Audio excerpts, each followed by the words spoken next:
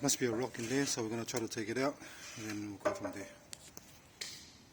Part of the service, you've got to check the exhaust. If you do take it off, make sure you check everything. Thanks for watching and please subscribe.